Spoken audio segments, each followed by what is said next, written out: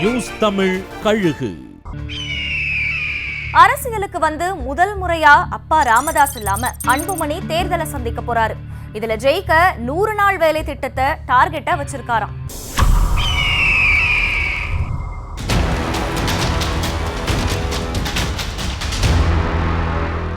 அரசியல்ல ஒரு தலைவராகவும் அப்பாவுக்கு அரசியல்ல வெற்றி பெற்ற மகனாவும் நிரூபிக்கிற கட்டாயத்துல இருக்காரு அன்புமணி.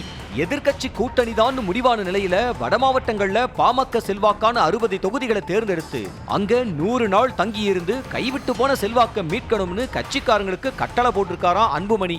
எந்த கூட்டணிக்கு போனாலும் தான் தேர்ந்தெடுக்கிற 60 தொகுதிகளுக்குள்ள இருக்கிற தொகுதிகளை கேட்டு வாங்கணுங்கிற முடிவுல இருக்காராம் அன்புமணி. 60 தொகுதிகளோட முதல் கட்ட ரிப்போர்ட் பொங்கலுக்கு முன்னால கொடுக்க சொல்லி இருக்காராம். இந்த தொகுதிகள்ல பூத் கமிட்டிகளை முதல்ல உறுதி செய்யணும். நிர்வாகிகள் இல்லைன்னா அங்க இளைஞர்களை போடணும். எந்த நேரத்திலையும் நேரடியா தான் கிட்ட பேசலாம். தேவைப்பட்டா தொகுதிகளுக்கு எந்த நேரத்திலையும் வந்து வேலை செய்ய தானும் தயாரா இருக்கேன்னு பனையூர்ல நடந்த நிர்வாகிகள் கூட்டத்துல பாட்டாளிகளுக்கு பூஸ்ட் ஏத்தி அனுப்பி இருக்காராம் அன்புமணி.